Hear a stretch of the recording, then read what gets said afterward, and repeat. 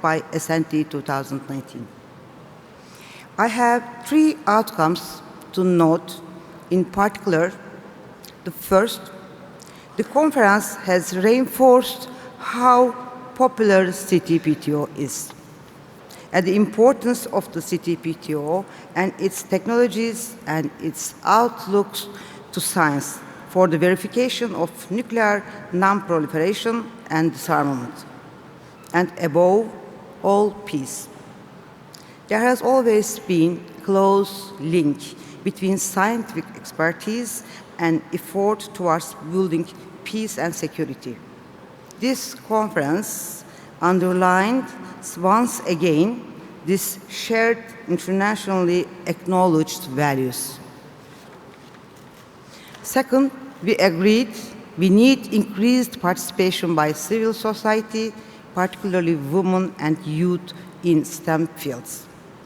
And third, the conference provided a unique opportunity for scientists from all over the world to interact with relevant industry leaders and policymakers and make invaluable exchanges in the civil and scientific applications of CTPTO's wide spectrum of technologies. This unique fusion of science, policymaking, and academia will contribute to progress towards the CTPT's entry into force and United Nations Sustainable Development Goals. Personally speaking, in my area, in my field of responsibility, I have had many good feedback on the IMS technologies and its instrumentations. My observation is that big progress has been made in usage of IMS data by many different stakeholders. I would especially like to see more common usage of data among scientists. We had fantastic discussion during the IMS panel, and we were informed about new evolving verification and monitoring technologies. And as the director of IMS, I would like more attention on scientific advances and new technologies and IMS data usage.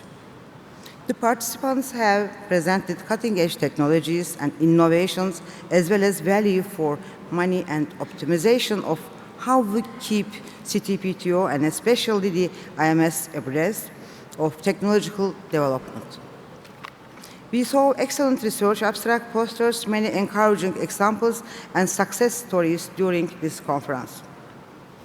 I would like to express my appreciation particularly for the presentations and vendors for their innovative instruments that will be very useful to bring the IMS network into the future.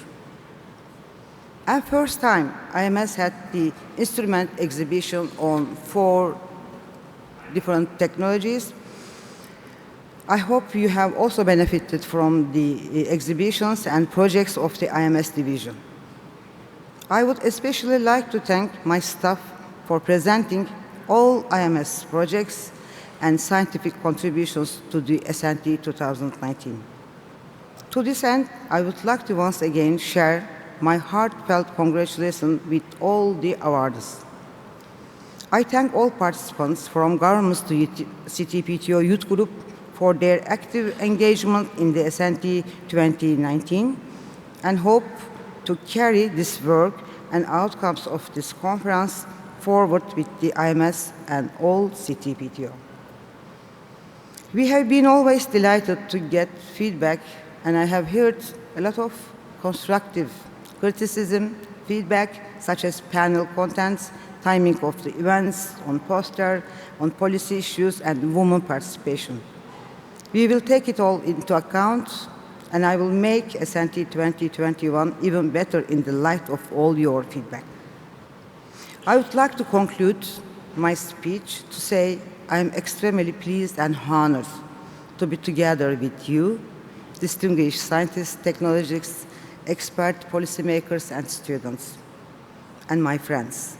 During these 5 days from all over the globe, I had a chance to discuss many different scientific projects, results, and the new projects and new technological advancement, especially on instrument issue. You took me back to my academic life. Thank you for your participation, and I wish you all safe trip back home and see you in SnT 2021. Thank you.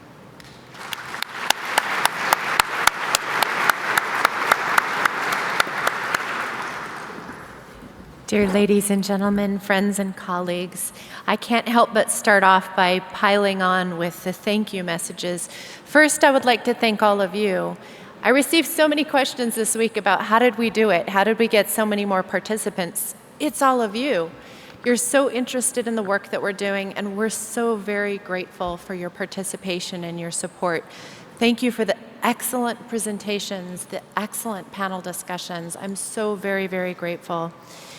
The local organizing committee met every single week since I've arrived 10 months ago, and what an inspiration, moving parts and pieces for nearly 2 years to bring this event together. Nearly every PTS staff member has contributed in some way, shape, or form. I'd like to acknowledge our PMOS section, our procurement team, the project offices of the IDC and the IMS, our administrators who divided up all the travel arrangements for all of the sponsored travelers.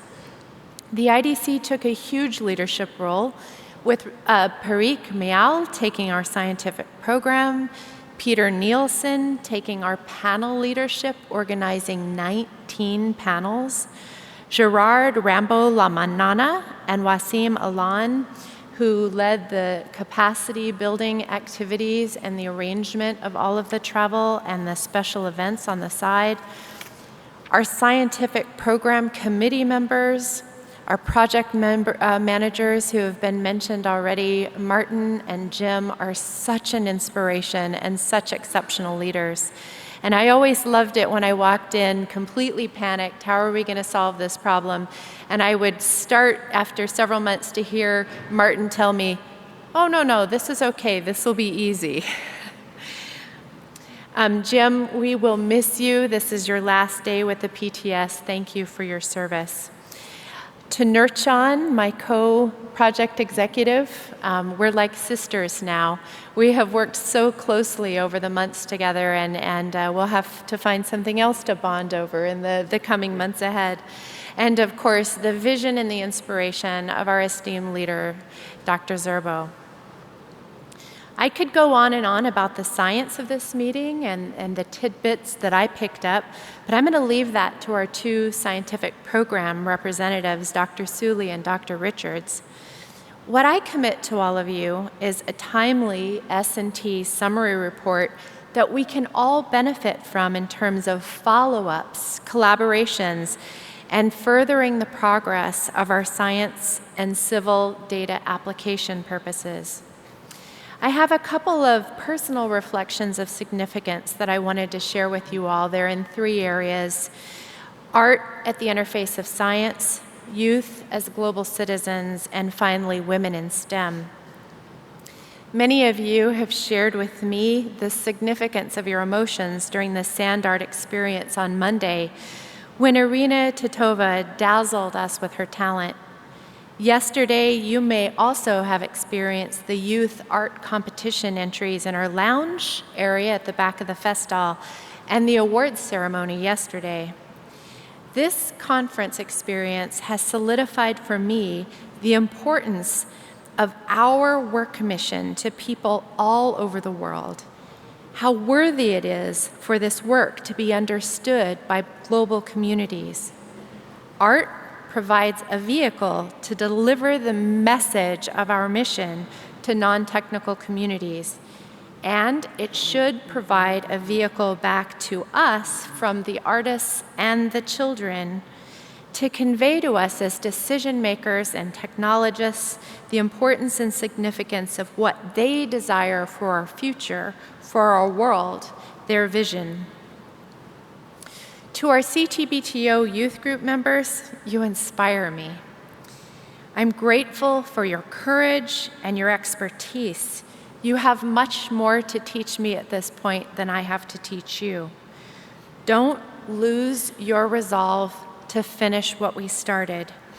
Seeing Sustainable Development Goal briefs from presenters, really collaborators, whose home countries are in political strain with one another, was absolutely refreshing to me this week, and you give me hope.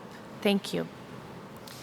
Finally, I'll close with the women's panel that occurred on Monday night and became something of a theme for us throughout the entire week. This was a personal highlight for me. I'm hopeful that we are finally beginning to understand how to approach equality in the technical workplace.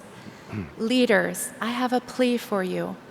Insist on strong technical experts that represent the diversity you seek when you form your pool to hire from. Recruiting to simply get women into the pool who cannot compete with men should not be tolerated. There are technically competent women who can compete. Find them, please. We must have the opportunity to offer this to the mission and to science and technology. Thank you all very much.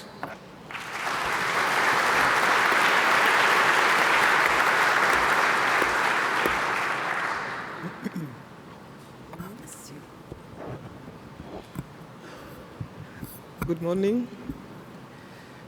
I'm really honored by the request made to me to give my opinion on this conference, and I want to thank the Executive Secretary and his team for the confidence. So let me start by saying that this SnT 2019 was really a framework for inter-community and inter-regional exchanges. Scientists, diplomats, journalists, manufacturers, technicians, young journalists, women from different parts of the world were able to discuss and plan future projects, all this around science and technology. Although the primary objective of the IMS established by the CTBTO is the detection of nuclear tests, the fact remains that the available facilities and data collected can make a substantial contribution to the achievement of the SDGs, and this is a very interesting option for developing countries. The involvement of these countries in the CTBTO activities, if more dynamic, could have a positive impact on the implementation of the treaty. Considering that no development is possible without security, the CTBTO must be at the forefront of the SDGs, given its crucial role in the global security. Beyond this, the data collected by the IMS can help convince government that there are other uses that can directly impact people's life and priority areas for sustainable development. From VDEC panel, for example, we learned about many experiences about the use of IMS data for scientific applications. The presentation and discussions during this conference showed the need to make even more efforts in terms of communication at several levels. We need to tool up scientists to explain how activities can have a direct impact on national priorities. Each country can use this data for its own concern. Strengthen the participation of women and youth. Use social networks to reach the largest number of people. This objective will, of course, only be achieved through the implementation of an appropriate capacity development program. Let me come back to the radionuclide. Data collected by radionuclide and noble gas stations can be used for monitoring nuclear explosions, for verification and of even old tests for evaluation of natural radionuclide and those issued by nuclear accident and research reactor, as well as meteorology. Weather forecasting, atmospheric modeling, and climate change mitigation have been taken in account in presentation and poster of Team 1, Earth as Complex System, in point 1.1 as atmospheric dynamics, which deals but not limited with the application of advanced data assimilation techniques to improve atmospheric transport and dispersion forecast. Evaluation of the meteorological models for the middle atmosphere using LIDAR and noise, atmospheric boundary layer used as a laboratory for modeling the propagation and diffusion of infrasound in the atmosphere, climate change as seen through radioisotopes, and the current use and future application of CTBTO data and technologies for climate change have been discussed, as well as how the cooperation with other organizations like UN Framework Convention on Climate Change and Paris Agreement can help to achieve the global goals. The evidence of climate change and its negative impact on rural areas have been discussed, as well as the importance of better seasonal forecasts for the onset of monsoon and the observation of variation in the Arctic region, which is a key area for monitoring the global climate change. The point T2.4 of Theme 2 of the conference about atmospheric and subsurface radionuclide background and dispersion, with 57 posters and 11 high-level scientific presentations, dealt with the use of data from radionuclide and noble gas station for the analysis of radioxenon release, the evaluation of the variation of natural radionuclides in the air, the assessment of the atmospheric dispersion of radionuclide resulting from the Fukushima accident, the global inventory of radioxenon emission by research reactors, the measure of krypton-85 in Central Europe, collection of data for the production of molybdenum-99 by fission, the search for radioxenon signal associated with the announced nuclear test of DPRK. Historical monitoring data also talk about the release of noble gas after underground nuclear explosions. About the laboratories and mobile and field-based facility, 3 oral presentations were made in session 3.2, and the recommendation was that the CTBT science and technology community is encouraged to start exploration of next generation of CTBT laboratory technique.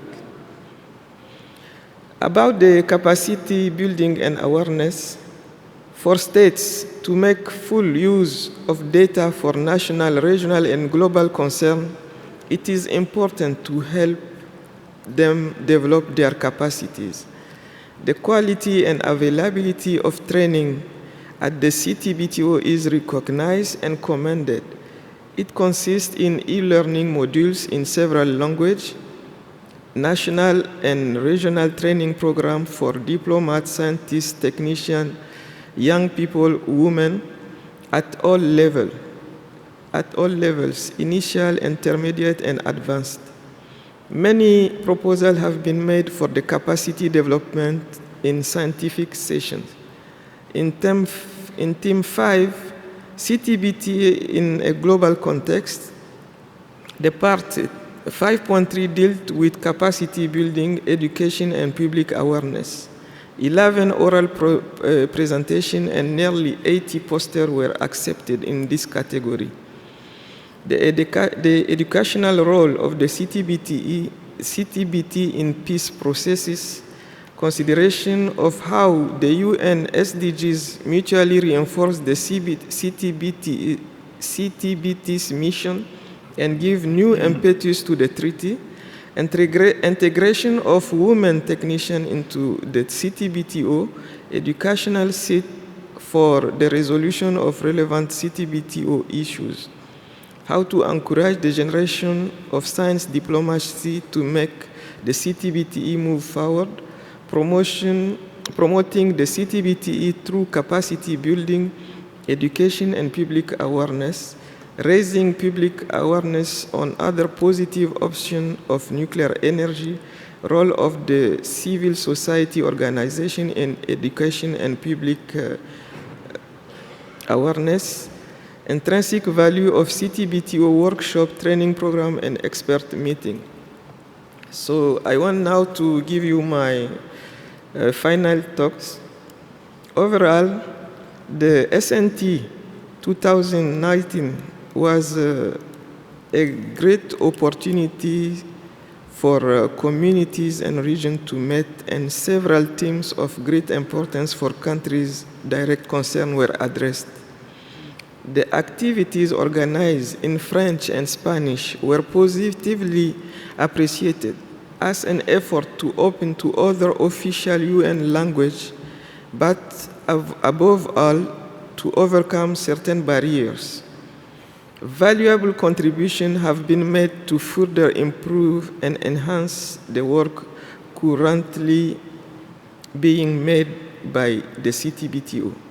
This conference was, in my opinion, a very successful one, and I want to congratulate all those involved in achieving this result. I thank you for your attention.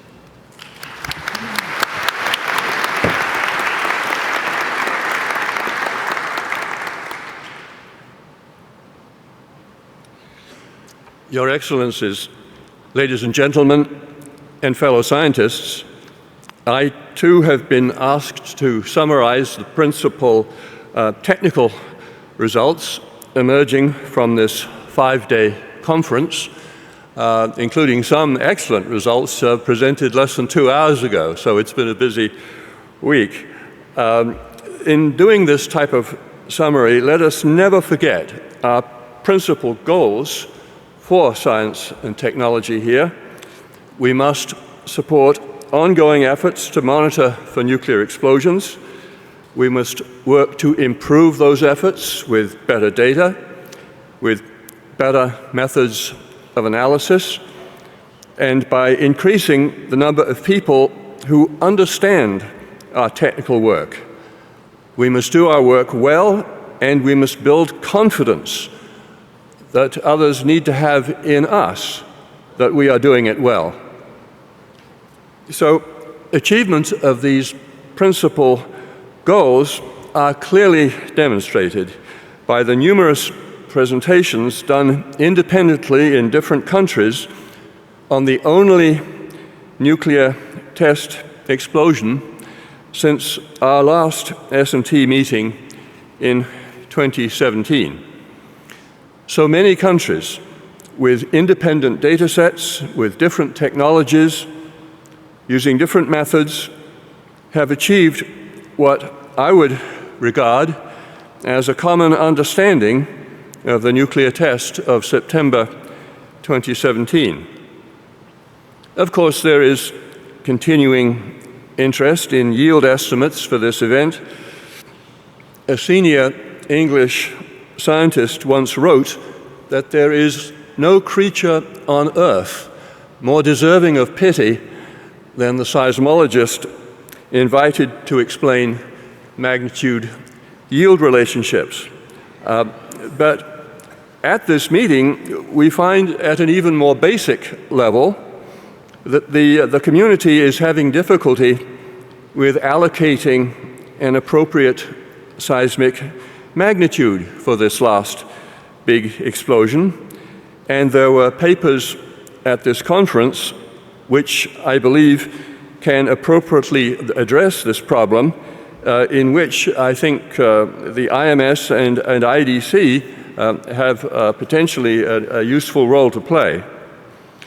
But concerning who is the person most deserving of pity, I think that would be someone asked to summarize in 10 minutes the work of more than 1,000 people at a 5-day conference.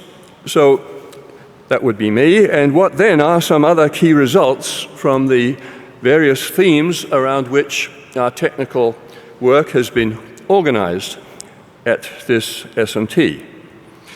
Well, we are seeing some good level of commitment to preserving the historical data from past explosions, remembering that there were more than 2,000 nuclear test explosions from the first one in July 1945, and then on through the 1950s and 1960s and 1970s, with signals recorded on technologies not always easily used today. I believe it's important to preserve these signals from those tests in the atmosphere as they were conducted underwater and underground, and we had presentations at this meeting, including posters, that made the point that these old data can be made usable by future generations long after all of us in this wonderful room have left the scene. Another goal of this conference was to consider wider applications of IMS data and IDC products beyond nuclear explosion monitoring. If we are to contribute in this way, for example, to improve our understanding of climate change, to help with monitoring for tsunamis, and so on, we must be careful not to forget what is our primary mission, which is to support a key political initiative in nuclear arms control. Yes, we can help with evaluation of tsunamis after certain types of earthquake.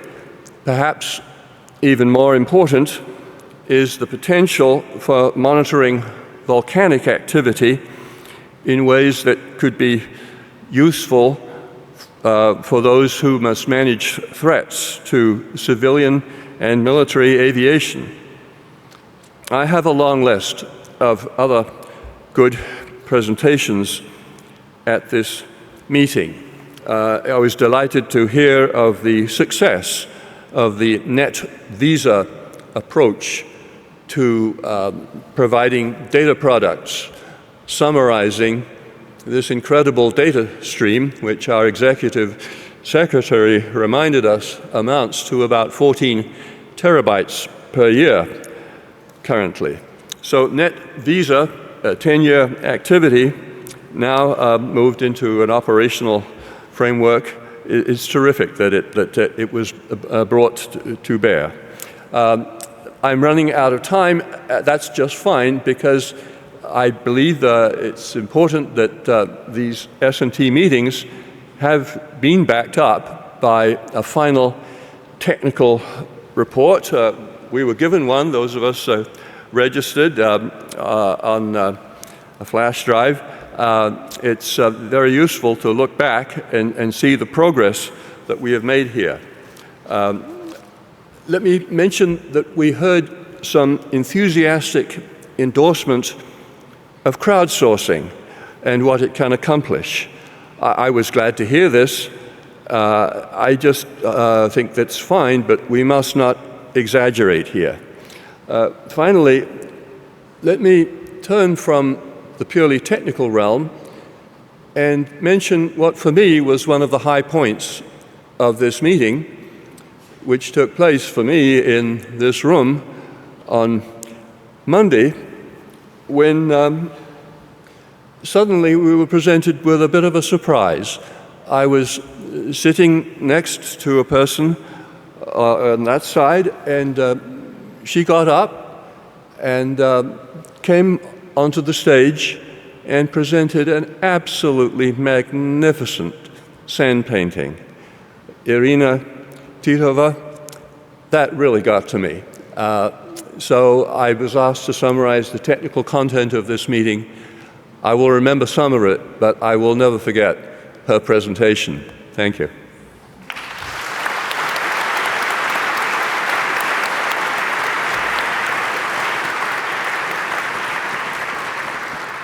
Martin, will you join us on the stage and make the announcement of SnT 2021, please?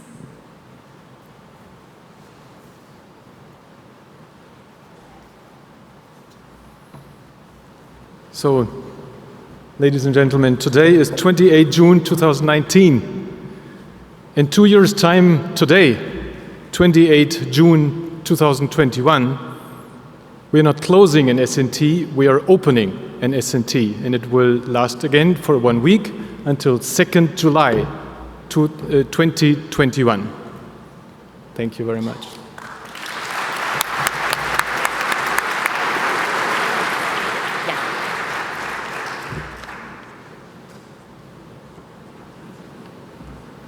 Okay, so now for the most fun aspect of our closing ceremony. We're going to announce the winners of our poster and oral presentation, and then finally, Best Young Scientists. Then the European Union Star Award will be presented by Mr. Tobias Kraus. So, for the best 1-minute poster, this is what we called our Science Slam presentation. Will Nicola Wallenstein please come to the front?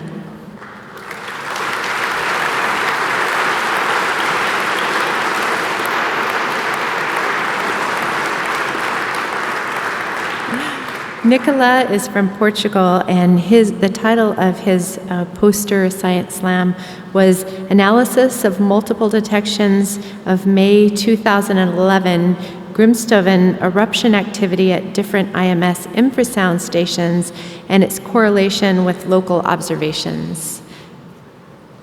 Congratulations, Nicola.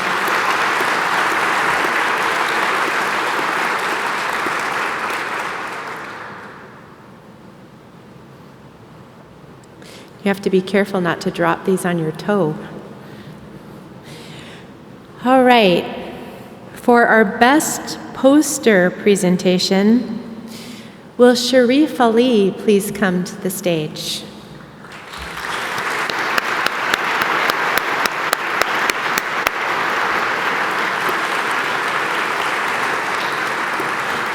Sharif works for the National Research Institute of Astronomy and Geophysics, and the title of his poster was Present-Day Stress Field in Northwest Himalaya and Surrounding Regions Based on Inversion of Earthquake Focal Mechanisms. Congratulations, Sharif.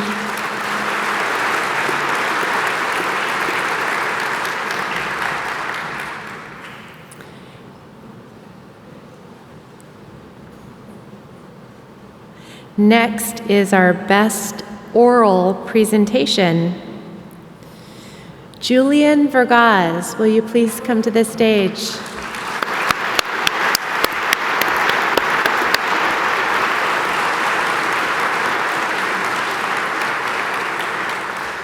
Julian is from the CEA in France, and the title of his talk was Analysis of Hydroacoustic Signals Associated to the Loss of the Argentinian ARA San Juan Submarine.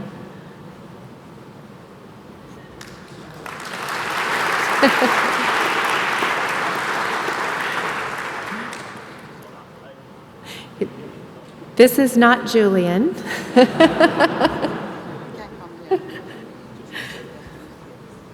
Dr. Boucher? Yes, sorry, I'm not Julian, but Julian is part of my team at CA in France, and he would have been pleased and honored to receive this prize, of course, from the CTBTO, and he would have been pleased to be here sitting in and receiving that prize. Yes. Thank you for your support also at CTBTO for this nice study that we have made, and yes. Thank you, so on. Thanks a lot.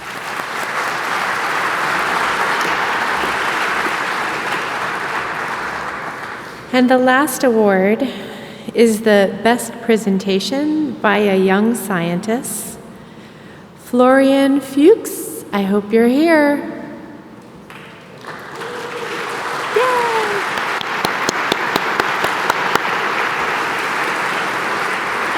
Congratulations. Florian is representing the University of Vienna here in Austria, and the title of his talk was Complex Propagation of Explosion-Generated Infrasound Revealed by the Large-Scale Alpha-Ray Seismic Network.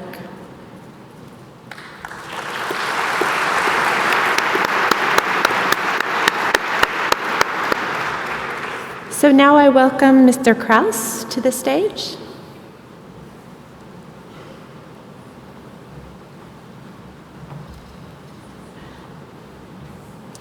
And the European Union Star Award goes to Paulo Tristan Faller Cruz from the Philippines.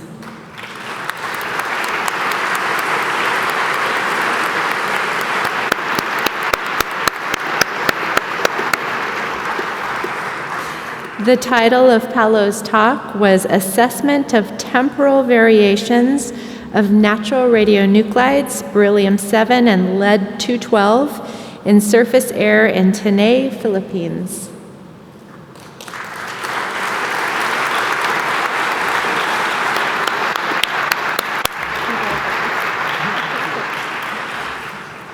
With that, ladies and gentlemen, we have come to the close of our program.